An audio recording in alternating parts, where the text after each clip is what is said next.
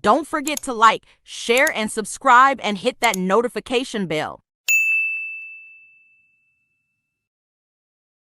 Hello and welcome to another episode of Guyanese Swag. My name is Key McKay. I am your host, and we bring you interviews from leaders across the diaspora. Today, we have with us a Guyanese-born U.S. immigration attorney. He has over 12 years of experience and definitely specialized knowledge in immigration. His name is Devon King. How are you doing today? I'm very good, Key. Thanks for having me. No problem. I'm really looking forward to this conversation. Before we get started, the first question I ask everyone is, where in Guyana were you born? I am from Plaisance on the east coast of Demerara in Guyana. Oh, nice. So how long have you been here in the States? I have lived in the United States for approximately 14 years. Yeah. And how old were you when you migrated? I was about 24 years old or so. Yeah. Okay, so now people are going to guess my age. Yeah. You came as an adult. So being an adult coming here, what was that experience like for you? Because then did you go to school here in the States or no?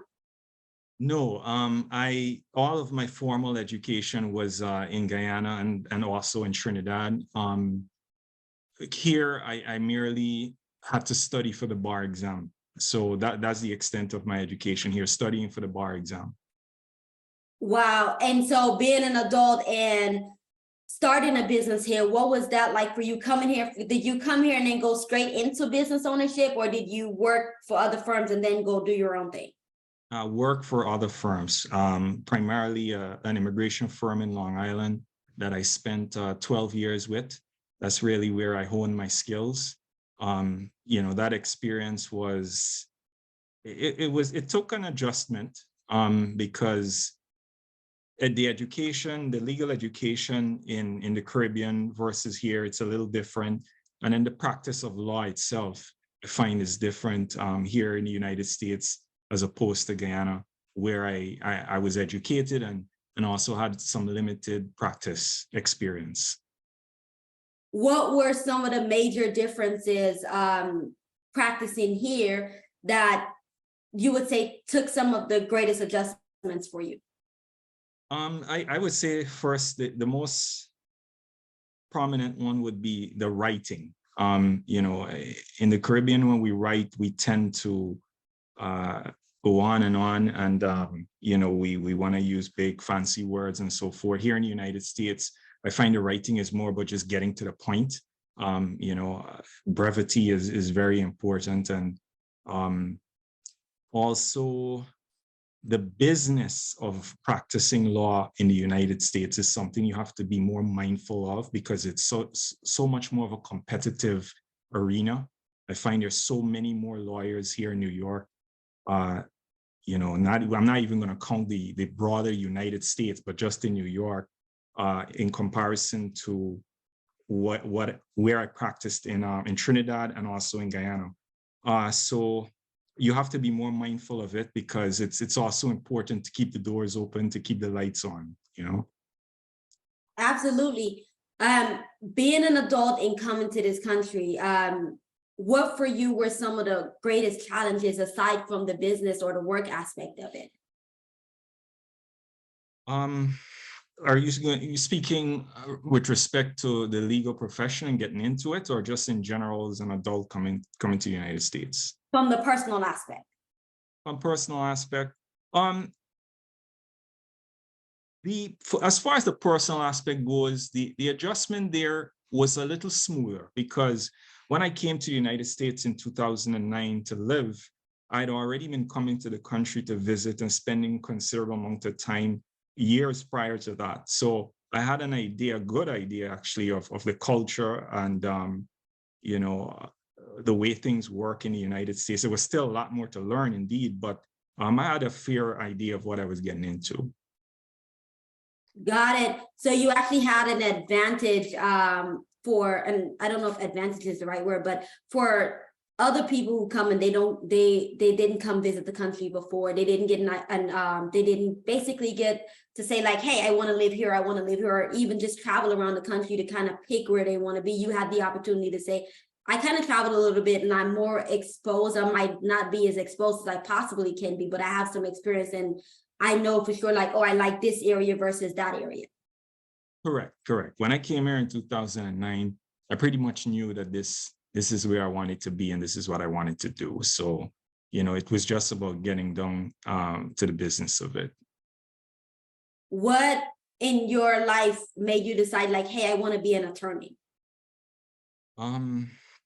You know, well, growing up in Guyana and going to school, being an attorney, being a doctor, an accountant, you know, other notable professions, that's kind of the thinking, you know. So for me, I didn't take well to science subjects. I'm a person who I gravitate to humans and just matters related to life and us living and getting along and solving problems, etc.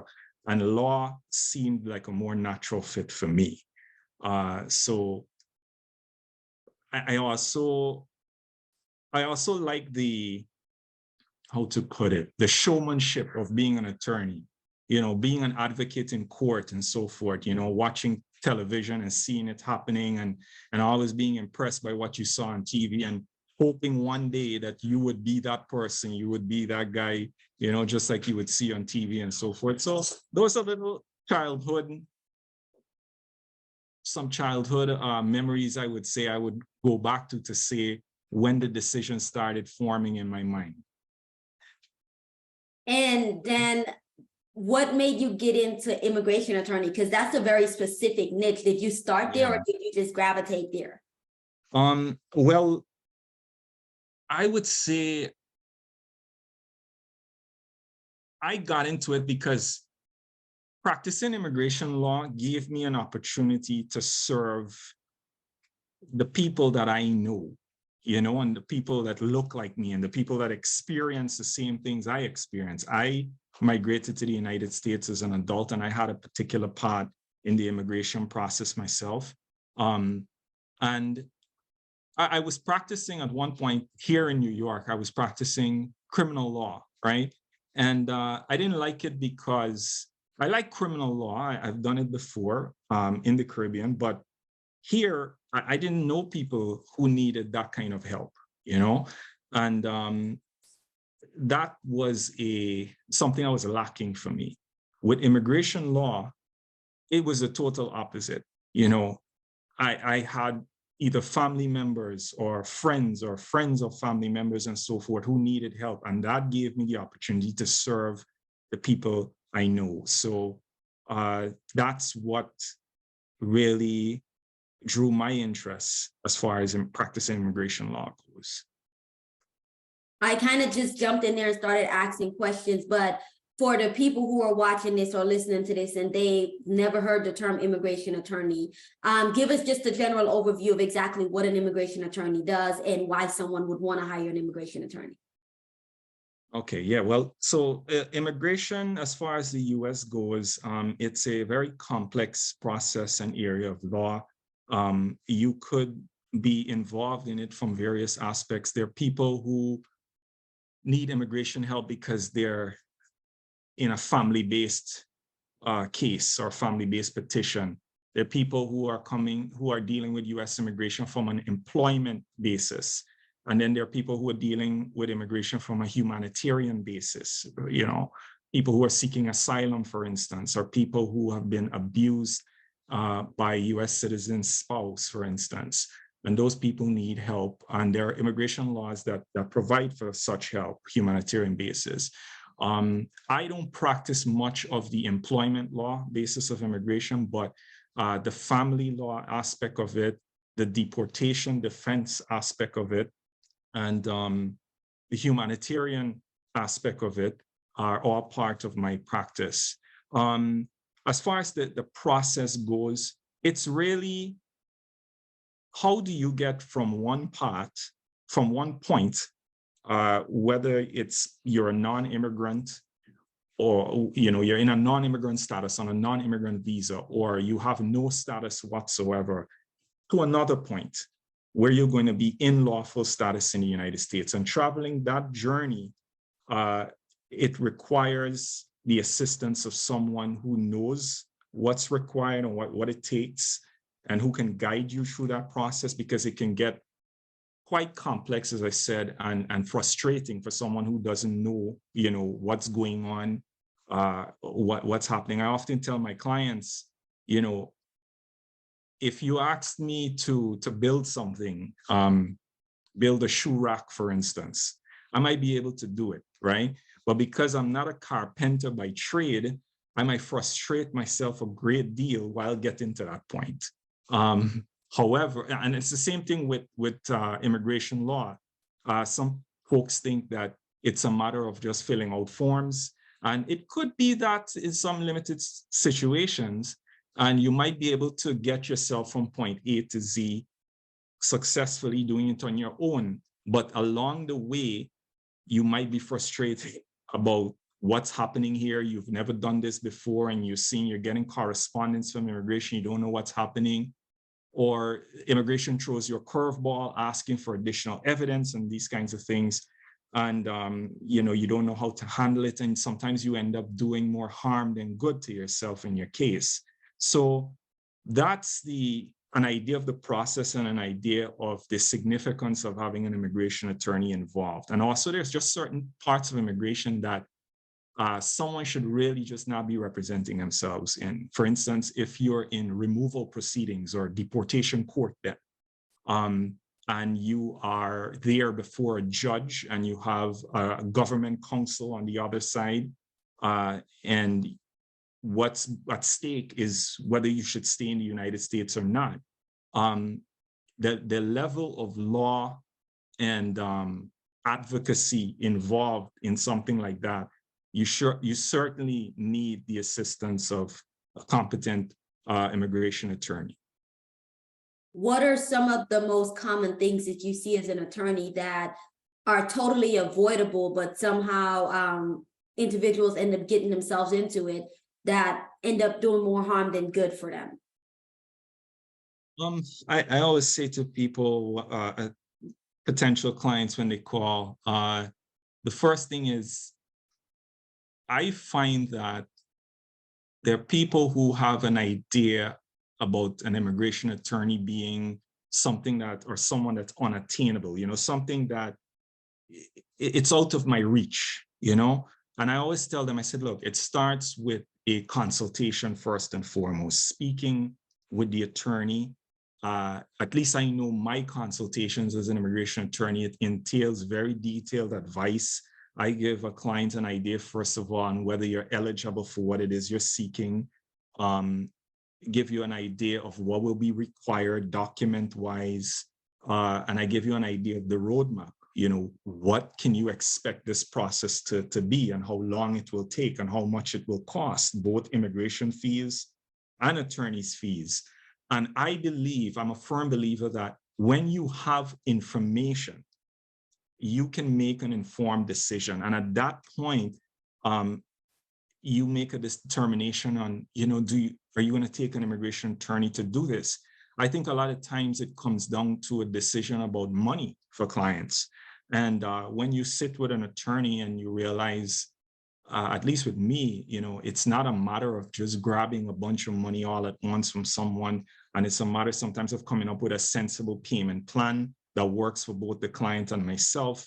An immigration attorney is within reach. So that's the first thing. I think a lot of people, they get apprehensive about reaching out because they feel as though this is probably something I cannot afford.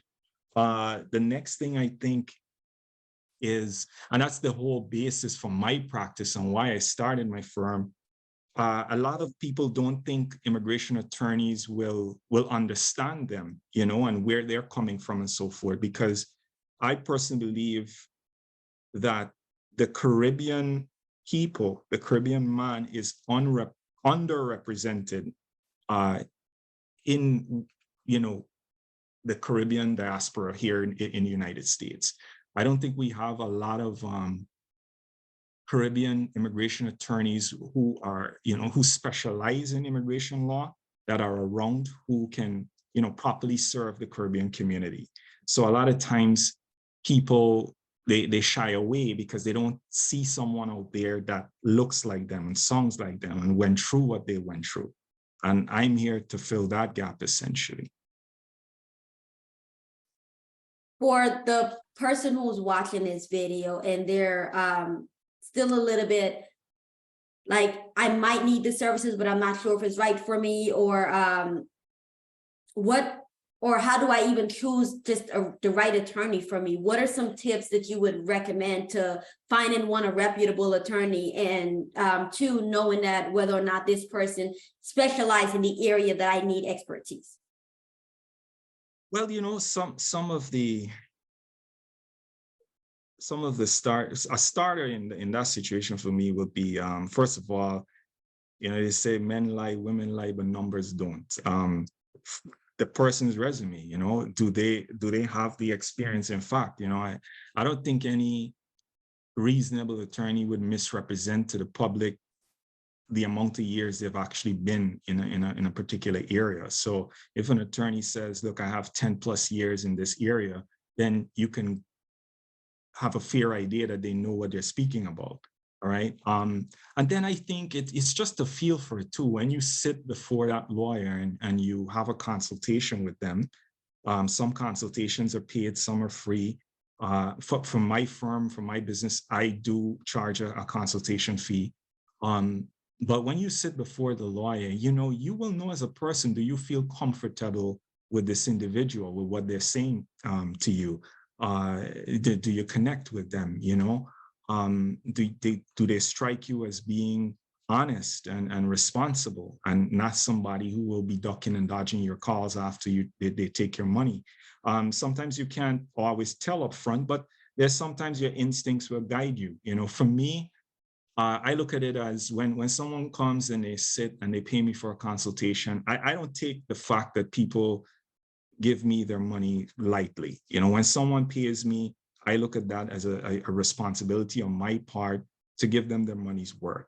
So I don't have time limits on my consultations. So in those consultations, I like to explain everything very clearly, because that's a big problem I find with clients who would have gone to other attorneys in the past and then come to my office. They often say to me, Mr. King, I've never heard it explained this way. This is the first time I really understand what's going on. So when an attorney can explain things to you very clearly, and even if you don't understand the first or second time around, they take the time to really break it down for you so you walk away with an understanding of what's going on, that's usually a good sign. And then even when I can't help someone or my advice to them is, look, there's nothing I can do, I like to even explain why I can't do certain things, or there are certain things that you may come close to qualifying for, but you quite don't. I like to explain to you why you don't, so that even if you leave my office and you go elsewhere and you hear someone mentioning these things, you can be alert to it and ask the right questions and so forth. So you will know. I think you would know, because for me as an individual, I go to a doctor, I go to an accountant or some other professional, you go with your gut feeling to on a lot of things, in addition to what you hear, and is it making sense? I love it. On that note, we're going to take a quick break for a message from today's sponsor, and we'll be right back. Meet Kim. She recently moved to a new neighborhood and has a craving for pine tart and cheese rolls. She Googled Guyanese restaurants in her neighborhood and received recommendations for Ghanaian restaurants instead. While she was at the park walking, her dog Kim ran into Susan, a fellow Guyanese, who introduced her to the Guyanese Swag Business Directory, a comprehensive listing of reputable Guyanese-owned businesses across the diaspora. Kim now regularly visits the GuyaneseSwag.net, where she can easily find trusted and reliable Guyanese-owned businesses and stay updated on upcoming events throughout the diaspora. Since the directory offers detailed business profiles, including pictures, videos, specials, contact information, and even reviews from neighbors, Kim is able to stay connected to her roots in her new home away from home. Register your business for free by visiting GuyaneseSwag.net. Hello and welcome back to Guyanese Swag. Again, my name is Key McKay. We're here today with attorney Devon King, who's a specialist in immigration. He's based in New York City. Devon, for those who are just tuning in or those who are watching, talk to us about the pathway of entrepreneurship, because you mentioned early on that when you first came here, you were working with someone else for 12 years, well, another firm for 12 years, and then you eventually started your own firm. So talk to us about the pathway to entrepreneurship for you. Okay. Well, I wish I could say that as an entrepreneur, I just dove in the deep end and, forgot all the lifeboats and the life jacket behind. I didn't have that path to entrepreneurship. Mine was more, it was slower and more deliberate and calculated, and it was that way for a lot of personal reasons, my family, my children, thinking carefully about being able to sustain my family and take care of my responsibilities. And, I didn't want to be in private practice and be desperate, financially. So I took my time to do it. But as I was getting closer to that point, there was a lot of planning as far as how I wanted to do things, putting systems in place for accounting and client intake and all that stuff. So when that time came, the transition would be, a lot smoother. Also, I think what I have, what the service I offer is something that's, in high demand. There are a lot of people that need help in immigration and so forth. So that gave me some comfort in knowing that what I was doing was something that people needed, and I wasn't going to go reinvent the wheel necessarily. So it seemed like a safer thing to do at that point. And also for me personally and professionally, it was just the next step. I stayed with the firm I was with for 12 years. I never wanted to hop around from law firm to law firm. I wanted to become really good at what I do and then have my own practice. I have younger daughters, and they, if they choose at some time, to practice law, I wanted them to have a place they can come to and be part of and develop, so that's how the decision formed for me. You talked about being strategic in making that decision. I find that today with social media, people look at things online and they think that they go 1, 2, 3, and that's not always the case. But you talked about being very strategic and making decisions in the order that felt comfortable for you, but then making sure that you weren't neglecting responsibilities that you had already. What were some of the things that you did to position yourself so that that transition can be smooth for you? Well, saving, that's for sure, making sure you had a nest egg for rainy days.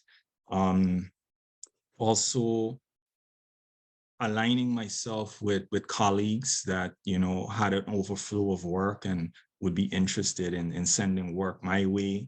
Also seeing that you had a demand already in terms of, a client base, that was there and that was strong and supporting you, and people interested in you. Also, I rely heavily on internet marketing. Sorry.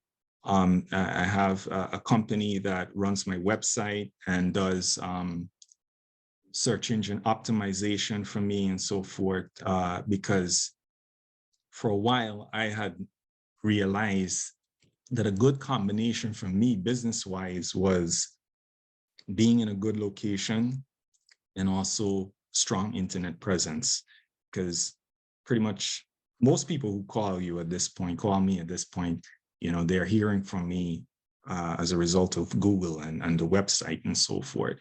So yeah, just thinking about those things and making sure they're in place so you kind of hit the ground running. Being a business owner and an attorney, it's a two-part thing where you're doing the physical work of being an attorney, but then there's the back end of running the business. How are you managing both of those aspects of what goes into being who you are as a professional?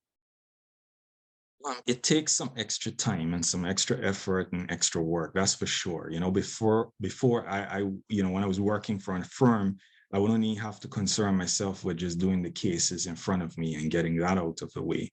But thankfully, by nature, I am a pretty organized person. So like I said, before I opened my doors, I thought about systems that I wanted to have in place so I can stay on top of things, and I abide by those systems. No matter how busy it gets, if it takes me staying an extra hour so that I can make sure I cross those T's and dot those I's at the end of every day. So when I come to work the next day, things are settled and organized, and I'm not, moving from confusion in one way into confusion into another and so on, because you're setting yourself up for failure, I think, if that's what's happening. So you got to be willing to put in the extra hours, the extra work to wear both caps. And you got to become pretty organized. If you're not, then you have to be willing to hire someone then to be very organized for you. Yeah. For the person watching this video and they might have an interest in law, whether it's immigration law or any sort of law, what are some steps that they should be taking right now to position them to where they eventually want to be in this career field? Yeah, well, first thing is, I think you have to know that this is what you want to do. You have to understand that this is what you want to do. Understand that being a lawyer means that your job, your profession is to deal with people's problems. And I'm not saying that to demean the profession in any way, but that's just what it is. Your job is to solve problems. Therefore, you can expect to be faced with problems every day. And you have to be a person who is tenacious enough and strong enough to withstand that and not let it flow over into your personal life, really. So understand that that's what you're undertaking. It's also a very rewarding profession in that when you do get to help people and make, very impactful changes in their life to better their lives, and not just their lives, but their families' lives and so on. That's a very rewarding moment, as you go through case by case doing the same thing. So you have to know that this is what you want, all right? And then as far as once you know that that's what you want to do, obviously you got to set about doing it, which includes the studying and getting the degrees and so forth. And that in itself will take a lot of hard work and a lot of fortitude, but you have to push through it, persevere. And then when you're eventually finished with your studies and then you're in practice itself, that comes with its own set of challenges. If you're someone who wants to work for a firm, aligning yourself with the right firm, but it will take a lot of persistence at the end of the day. And what you got to know is you have to be patient. I like to say that, a big part of life is everyone just finding their own little space in this world, where you're happy and you're comfortable with your personal life and what you do as a profession and so forth. But that takes time. As I sit here before you, being very comfortable in what I do and what I offer to the public and so on, that took a lot of time and patience.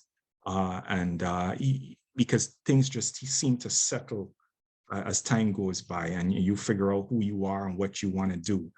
So that's another thing. You have to be patient, persistent, at the same time, patient. Law is a very big arena. What are some key indicators to know what area a person should or might want to specialize in? And I can't say in general. I know for me, my part, like I said, after leaving criminal law in New York, because I just knew that, look, this wasn't for me. It just so happened that my next encounter was in immigration law.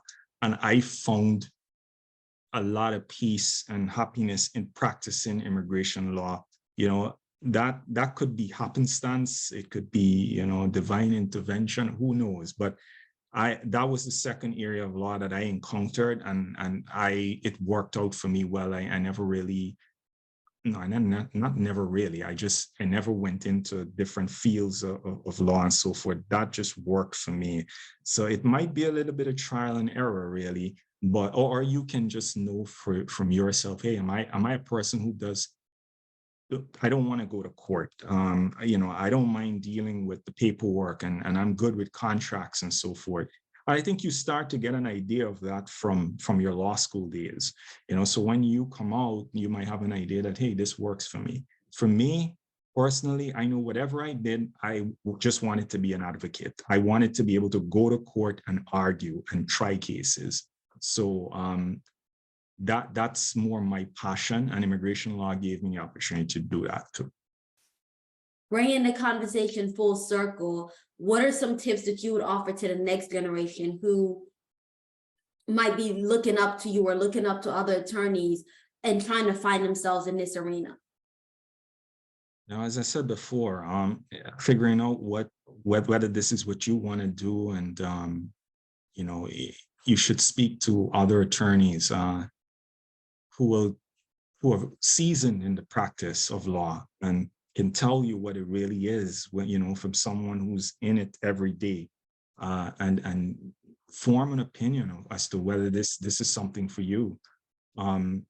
Once you form that opinion and you believe that this is what you want to do and so forth, then you have to work hard. It is law. I like to tell people, law is not rocket science. It's not very complicated to comprehend, but it is hard work. It is a lot of hard work, a lot of reading and a lot of writing and so forth. So you have to be willing to put that time in.